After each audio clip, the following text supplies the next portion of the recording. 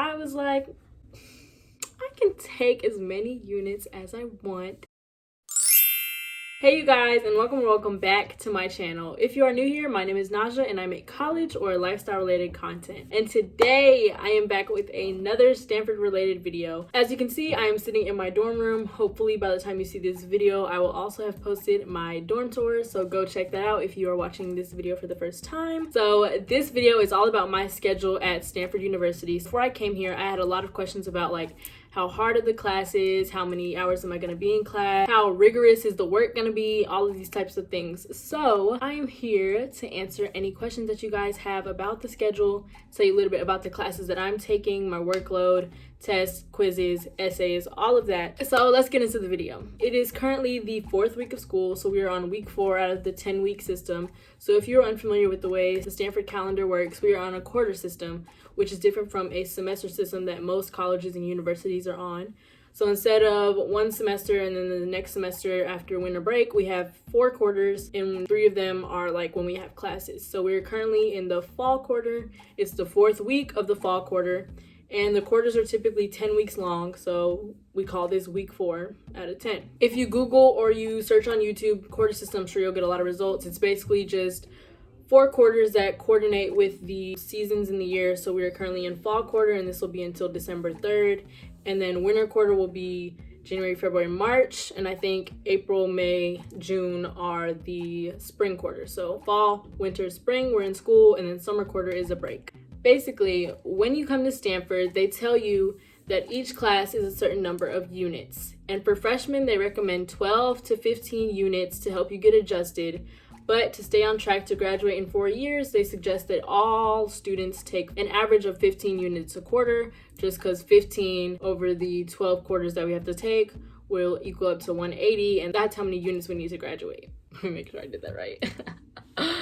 Calculator. 12 to 15 units is recommended. The minimum is 12, and the maximum that we were able to take this quarter is 20.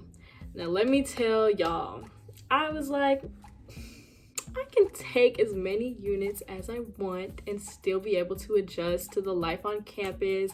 It's fine. I really thought that I'd be able to handle 19 units. So I was enrolled in 19 units up until literally the Friday deadline. Like the Friday deadline to drop class was last Friday, week 3. And I literally dropped a 5-unit class, and I am now at 14 units. So let me explain a little bit about the unit specifically. So they say that 1 unit corresponds to 3 hours of work per week. For example, if I had a 5-unit class, that corresponds to 15 hours of work, including class time. So I basically dropped 15 hours of work from my workload, and now it seems very light, and I have time to do other things such as YouTube and club meetings and all this other extra stuff that we get to do as freshmen. And so now I see why they recommend 12 to 15 units to help you adjust and get used to like handling all these different responsibilities and being on your own. It makes sense. So don't be like me if you're going to a college with a quarter system and they have a recommendation for how many units you should take. Just listen to them, okay? 12 to 15 units. I am now comfortably sitting at 14 units, and I have a lot of time. Like I have so much time to do stuff. First, I'm going to talk a little bit about each of the classes that I am enrolled in, the clubs and extracurricular things that I'm enrolled in, and then I'll give you an overview of like what a week in my life would look like in terms of like scheduling and appointments and meetings and all of that. As I said before, I am enrolled in 14 units. 7 of those units are taken up by a class called ESF Discovery of the Mind. ESF stands for Education as Self-Fashioning, and basically it is a program that allows you to satisfy multiple requirements at one time. So at Stanford, we have this thing called WAYS requirements, and then we also have Think and Power requirements, which are basically writing requirements. So ESF allows you to take one class that's 7 units, and it can satisfy 3 of those requirements. So for Power, that's a writing requirement that's satisfied by ESF. Think is another writing requirement satisfied by ESF, and then each different class satisfies a different WAYS requirement. And in order to graduate, we have to have those requirements done, of course.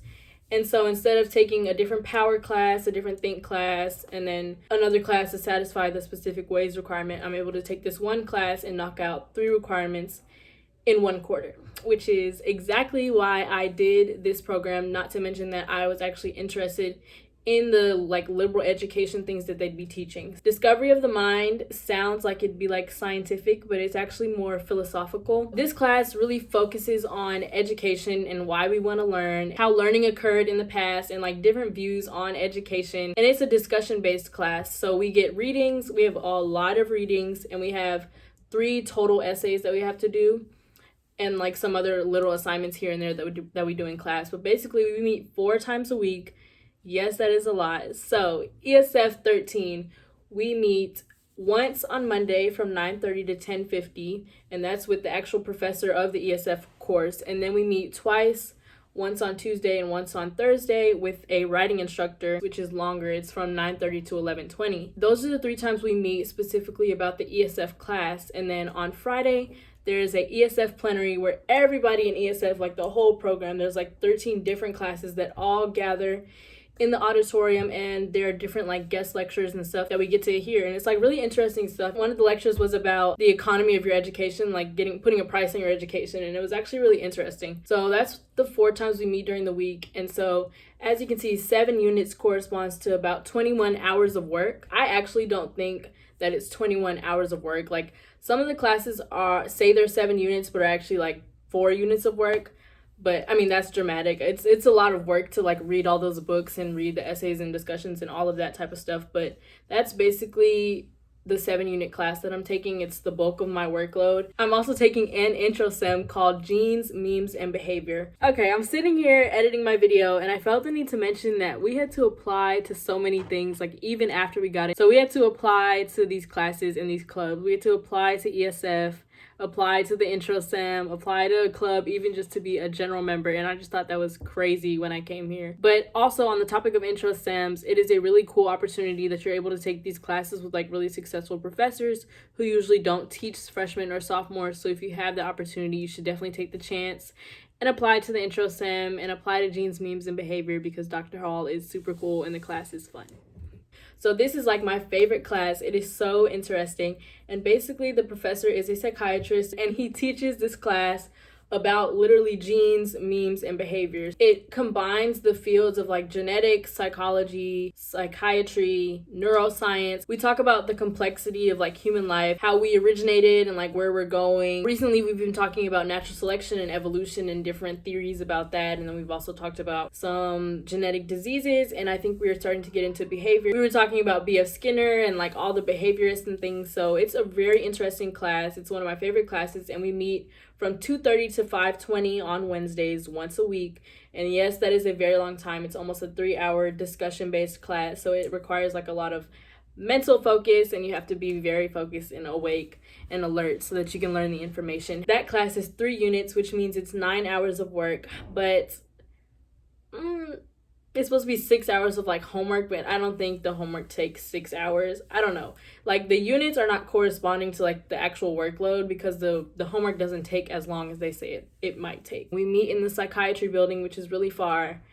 It's like all the way by Stanford Shopping Center. So we all have to bike there, but I don't mind it at all. It's actually a really nice bike ride. I get to ride down Palm Drive, and I'm getting so off topic. So next class, I also take a lecture class called AI, Entrepreneurship and Society in the 21st Century and Beyond. It's basically a series of guest lectures from technology companies that focus on AI in different fields. So for example, the founder of Khan Academy is going to come speak, which I'm really excited about because y'all know I love Khan Academy. We've also had like the CEO of Gusto and like a professor from another field come in and talk to us. And I thought it was a really interesting class because I wanted to learn more about AI and be in a CS type class without actually having to take computer science, because though it's only 2 units. So it's not that much work. We have like 1 essay due in November, and then you just take notes on like guest lectures and stuff, and you get to sit in on cool discussions. So those are my 3 like actual classes, and those add up to 12 units of work. It's not too stressful right now. It's week 4. I'll let y'all know how it goes at the end of the quarter, but for now it's very manageable. I've been writing essays. I've been reading many books. These are just some of the books that I've had to read. Well, I'm going to have to read these very soon for my ESF class.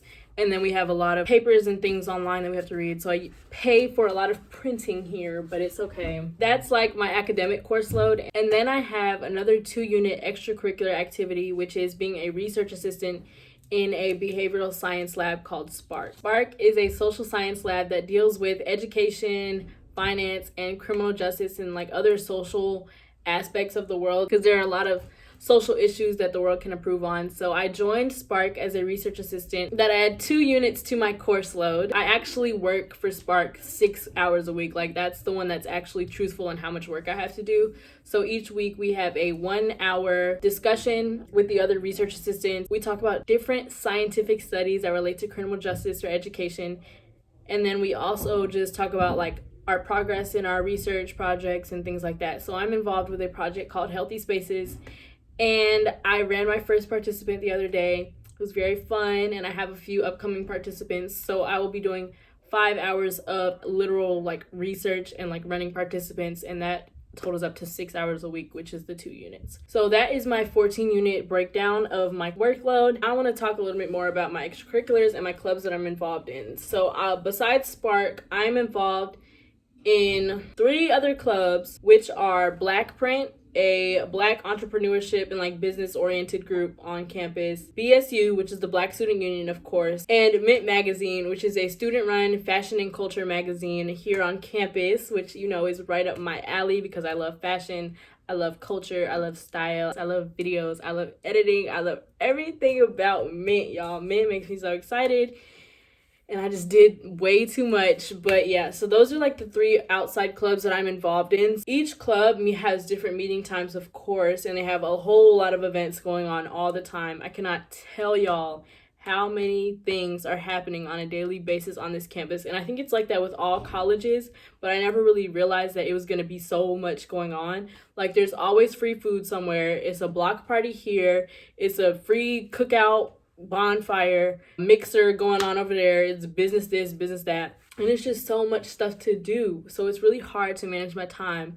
So what I use for scheduling is my calendar here, and then I have my homework app where I can keep track of my actual assignments, and then I have Google Calendar, which you will hear about from almost every college student just loves. So Google Calendar, you put in your dates, you put in your classes, and it'll send you reminders. You have this in 30 minutes, and it's just easy to look at. So all of my classes, meetings, family gatherings, and like holidays and stuff are all on my Google Calendar. All my homework assignments are in my homework app, and just other miscellaneous things are here on my actual physical whiteboard calendar that I have in my dorm that I check off every day. Meetings occur at various times. For example, Mint, I'm going to be meeting a lot more because for Mint Magazine, I'm the director of marketing. So I'm kind of hands-on, very involved. And we have a meeting today, actually. And it's just an hour. Like, most of the meetings are they are an hour, and they're usually at night or they're on the weekends at some point. Like, Black Student Union met at like 2 p.m. on a Sunday. Oh, I forgot, I'm also involved in SUPA, which is a psychology organization here. That also takes up like some time in my schedule, but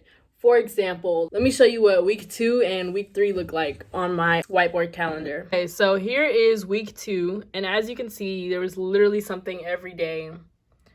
And here's week 3, another thing every day. So basically, there was the Black Print open house, had applications due, I had an interview, family gathering, which is like our dorm meetings, and then hall meetings, which is another dorm meeting, and then like app, we had a career fair, meeting, block party, football game, lab training, Black convocation. I don't even have like everything on here, but like next week I have a film night for my ESF class, and then I have a field trip for my genes, means, and behavior class. So it's just like, it's a lot going on.